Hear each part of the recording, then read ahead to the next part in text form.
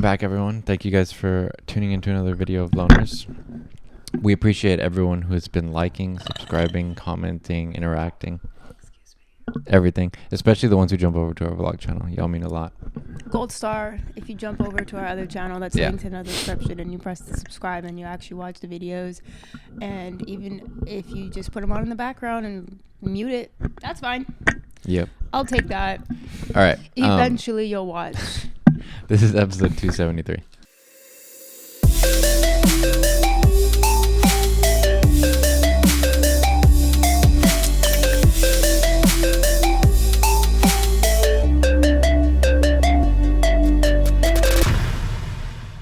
Okay, so following our last video, which was Zelensky and Trump, their embarrassing interaction on Trump's part,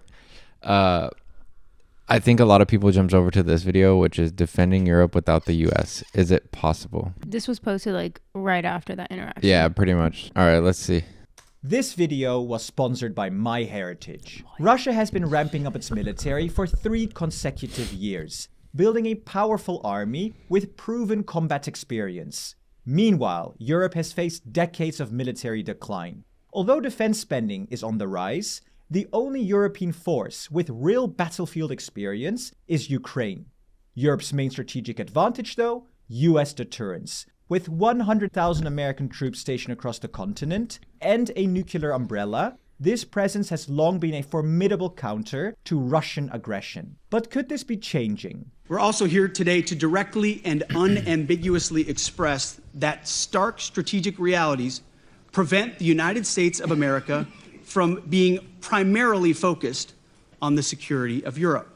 And that's putting it mildly. Trump has repeatedly flirted with the idea of pulling US troops out of Europe, especially from Germany, and even hinted at leaving NATO during his previous presidency. Meanwhile, the likely new German Chancellor, Friedrich Merz, vows independence from Trump's America, warning that NATO may soon be dead. Therefore, in this video we'll explore the reality of the Russian threat today, the current state of US military presence in Europe, and what Europe would need to defend itself if America pulled out for good. For Russia, the war in Ukraine has been costly, but the Kremlin continues to go all in, spending billions of dollars and mobilizing everything from military factories to social media disinformation. The result? A military that's bigger, meaner, and more battle-hardened than the one that stormed into Ukraine in 2022. By the end of last year, Russia had 700,000 troops in Ukraine, far more than 2022. And in just 1 year, Russia produced 1,500 battle tanks, a 220% increase compared to 2022. They also cranked out 5,700 armored vehicles, a 50% boost, and 1,800 long-range loitering munitions, a staggering 435% jump. Oh, and those drones they used to borrow from Iran? Not anymore. Russia is now producing its own. And then there's military spending, where Russia is, quite frankly, off the charts. The International Institute for Strategic Studies estimated Russia's military budget last year at $145 billion, or 6.7% of its GDP. That's over 40% more. I'm kind of interested to see if anyone from Russia watches, and if so, how does the general public feel about the amount of military spending? Well, that's a pretty small. What's our percent? It's a good question. It's a lot more than 6.7%. I kind of want to know. Do you want to Google that real quick? So it says 3.45%. Yeah, I mean. Oh, so that is a lot. That's a lot. Yeah, 6.7% is a lot. I just always mix it up because I know we spend about 50% of our collective tax as a country on our military, but that's a different thing. Yeah, got it. Than the year before. Meanwhile, Europe's combined defense spending in 2024 was 450. We're fucking stupid. It literally shows America up there, even though it doesn't show the percent. It still shows how much money. Yeah, I know that. I didn't even look at that. I was until you dig a little deeper. If you calculate Russia's spending in purchasing power parity, adjusting for the fact that things are a lot cheaper in Russia, the Kremlin's military budget jumps to a staggering $460 billion. And for the first time in a very long time, Russia is outspending all of Europe. Insane, right? And what makes this even scarier? Russia operates under a single Russia's command. also- The bigger. scary thing to me is that if a World War III breaks out, I have a feeling that Trump will put us on Russia's side. Like I was gonna that say- will be working with them against Europe. Because even if you don't outright say you support Russia, by not supporting Europe, you're kind of just indirectly supporting Russia. It's pretty out there that Trump and Putin are buddies, and that he Claims they're not, though. I swear I've heard him, like... he just says that he respects him. Trump will say like, "Oh, Putin respects me," but you could tell that they he get also along, and they. respects Kim Jong-un, so Yeah, I there's don't know. that. I do have a feeling that we would.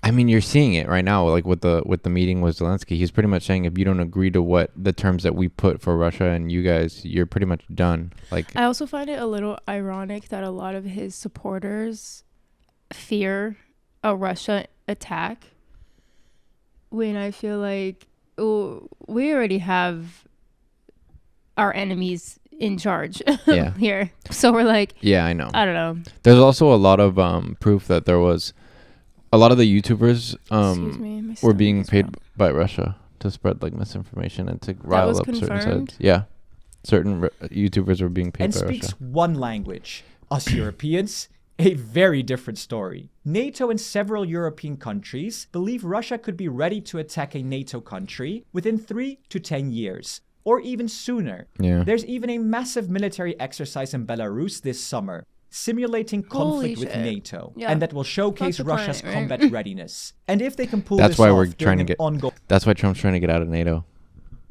Yeah. war, Europe should pay attention. But as said before, Europe has one big deterrence: NATO and the USA. Where we're breaking down just how big America's deterrence in Europe really is. First, there's US support for Ukraine. Since February 2022, the US has provided 114 billion euros in financial, military, and humanitarian aid, an average of 38 billion euros per year. Crucially, this includes advanced American weapon systems and the powerful message that the US stands firmly with Ukraine. The US also has around 100,000 troops stationed across Europe. Most of them are in Germany, with smaller but significant numbers in Italy, the UK, Poland, and Spain. The idea is very simple. If Russia were to attack a NATO country, those 100,000 troops would be reinforced fast by up to 200,000 more, mainly US armored units tailor-made for the Eastern European battlefield. That's a pretty solid force, but it doesn't stop there. The real ace up Europe's sleeve? US nuclear bombs as deterrence. During the Cold War, the US had over 7,000 nuclear warheads stored all across Europe. Today, that number is much lower, but still significant. Although exact numbers are classified, experts estimate about 100 US nuclear bombs are currently stored at 6 sites, 2 in Italy and 1 each in Turkey, the Netherlands, Belgium, and Germany. Okay, Wow. listen, I'm going to really show how stupid I am here. That, I had no idea. I had no idea I either. had no idea we had sites in Europe. Well, I did for know nuclear bombs. we have like 800 military sites around the world. That I knew. Not that number, but obviously we have bases all over the Yeah. world. I don't know why I didn't realize how many. Like, my didn't- brain didn't piece that together. I didn't but know that either, to be honest. Makes sense. That's serious deterrent. So, that is the status quo. But with a new Trump administration in place, things could change. Now is the time to invest, because you can't make an assumption that America's presence will last forever. Germany's entire defense is subsidized by the American taxpayer. There are thousands upon thousands of American troops in Germany today. Do you think that the American taxpayer is going to stand for that if you get thrown in jail in Germany for posting a mean tweet? Of course they're not. The new administration definitely isn't known for its strong Atlanticist views. In fact, they've made it pretty clear that America's days as Europe's security blanket might be numbered. So, while still unlikely, what happens if the US pulls out entirely, leaving Then Sorry. do you think like what Europe will become Russia territory? That's insane. That's what if they try to attack. But I think when he's speaking about attacking Europe, I think he means mainly Ukraine. Yes, I don't but think he's think he's about- speaking about.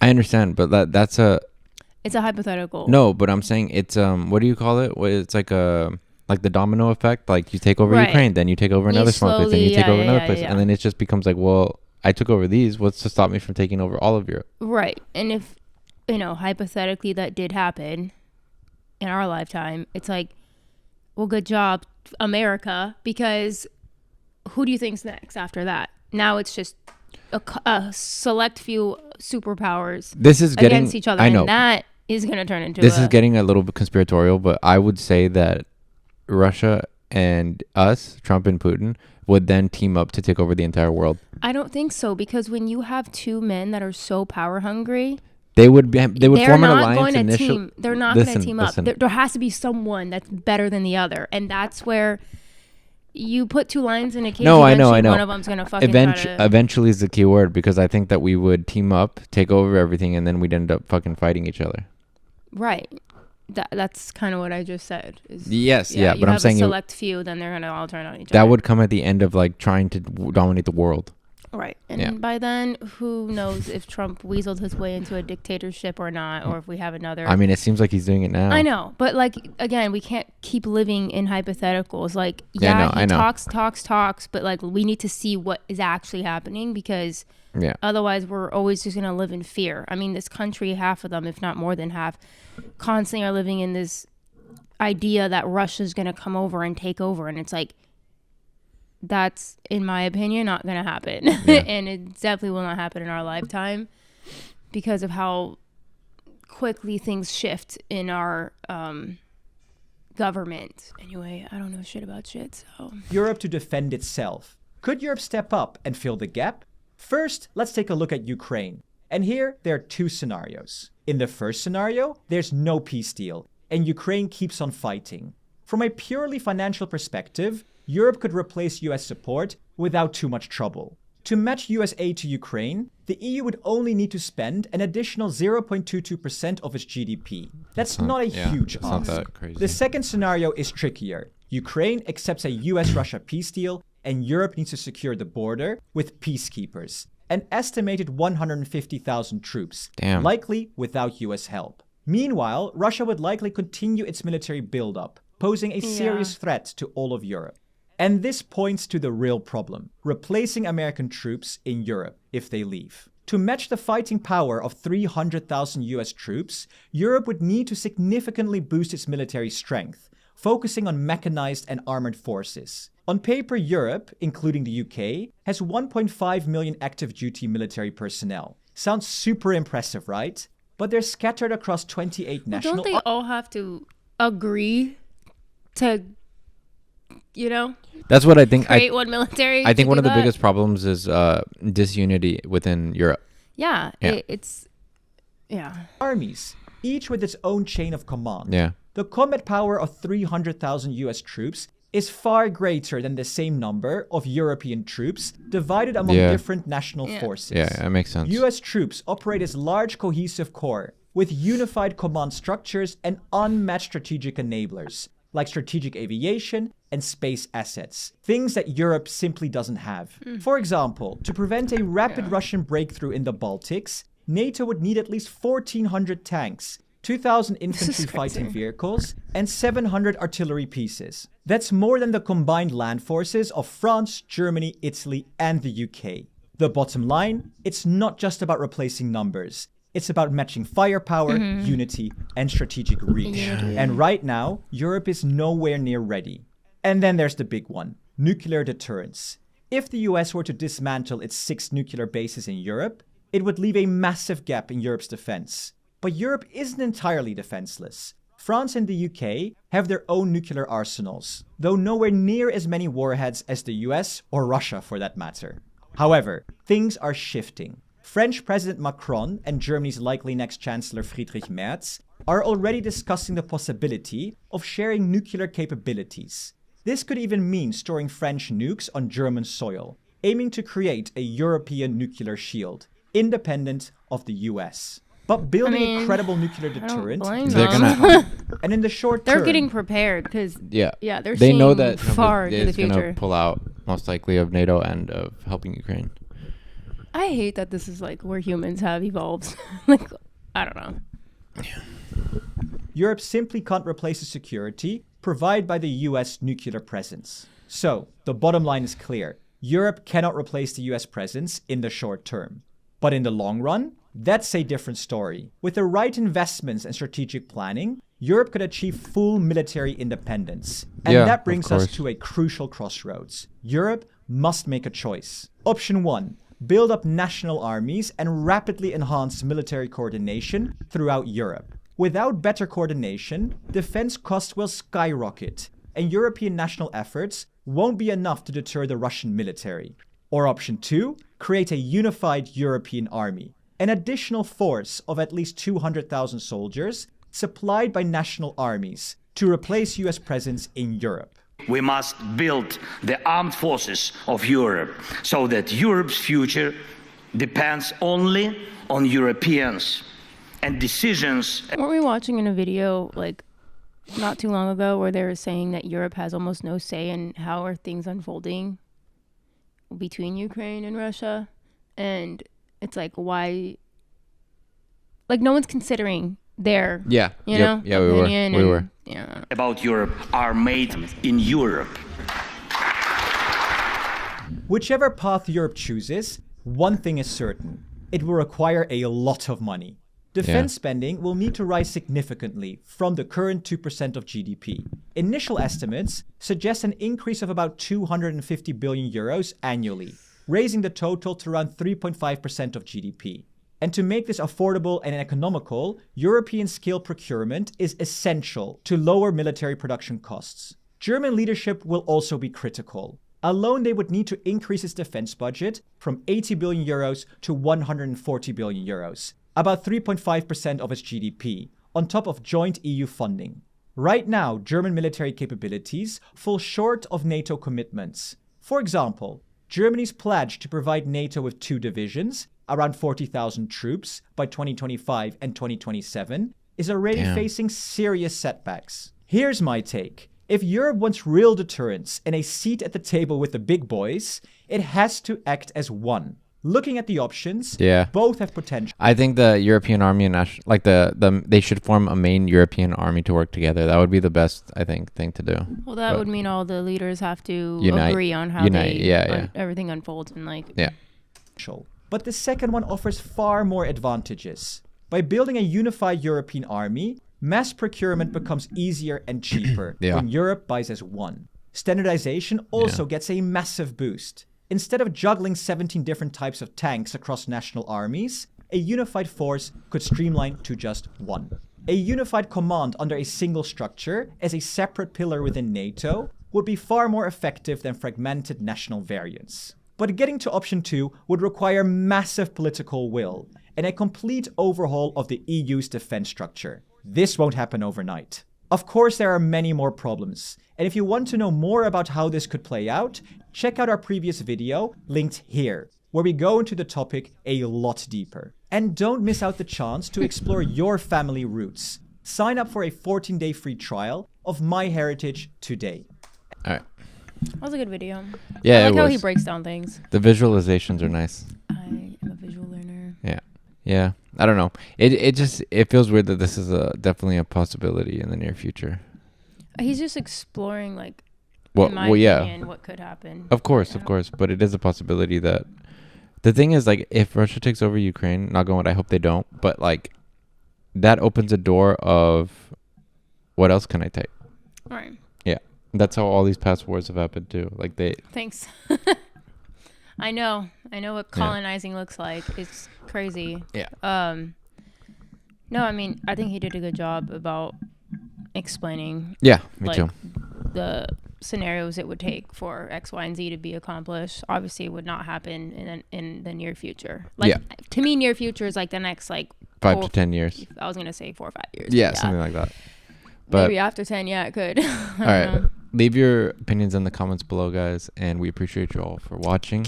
Like and subscribe to this and our blog channel. Yeah. Thank you. We'll see you later. Peace.